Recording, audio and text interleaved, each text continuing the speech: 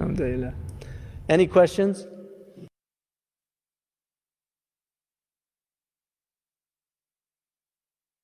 One thing is that you can't just pray away a mental illness. A lot of people think that way and it's wrong. And to burden someone else with that is also not appropriate.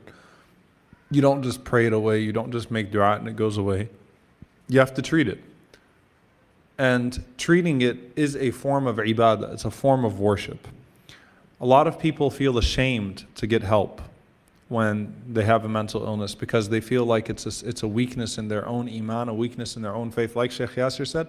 And if I seek help from someone in getting over that mental illness, then somehow I'm losing out the reward of struggling with it and dealing with it on my own. That's not true, because the mental illness has, it's a hindrance for yourself. It hurts you, it hurts people around you. And when you seek to cure that so that you can be a better Muslim, be a better child to your parents, a better sibling, a better spouse, whatever it may be, that's actually ibadah. That's actually an act of worship. Every Hajj, when we do sa'i, aren't we honoring a mother who was left by herself to take care of a child? Right? SubhanAllah. The entire ummah wants to fulfill its ritual to Allah by commemorating a single mother at the time, who was left by her husband by Allah's decree. And she's just running, trying to take care of her child. And single mother doesn't mean divorced, it means the only one who can take care of the child. SubhanAllah. And how we treat women that are divorced. Like they're, some kind of virus. Don't invite them for Eid. Others might get infected. Anyway. One, I would say, in some ways, Arabs are disadvantaged in knowing Arabic, modern Arabic, because there can often be a kind of compounded ignorance. To understand the Arabic of the Quran takes many years of hard work. I mean, this idea that you can learn the language of the Quran in a year is just a very dangerous concept in my estimation.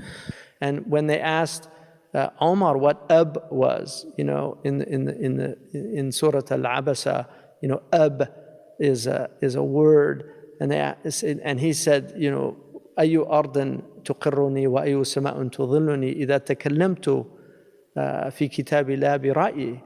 Like what earth would hold me up and what heaven would cover me if I spoke about the book of Allah without knowledge. So we have to have a type of awe for the book of Allah. And just be very careful.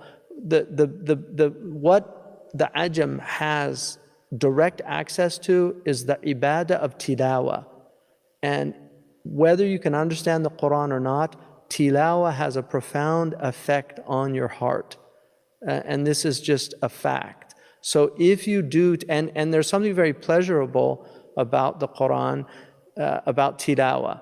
It takes some time to get there, like, if you look at the body just as an analogy, exercise is difficult, but once you actually start doing it, it becomes very pleasurable. So people that exercise on a regular basis, they feel bad on the days they don't exercise. The Quran is like that. If you get into a habit of reciting the Quran, and we are what we repeatedly do, as the Greeks emphasized constantly, that habit is very important.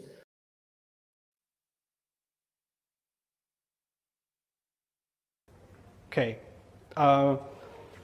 there's no Islamic response to this. I'll tell you what I've come to understand. You are completely free to disagree with me. There are two kinds of relationships that Allah created between human beings. There are relationships in which you don't have a choice. They're called ulul arham, meaning you didn't pick your mom, you didn't pick your dad, you didn't pick your brother or your sister. That was chosen for you.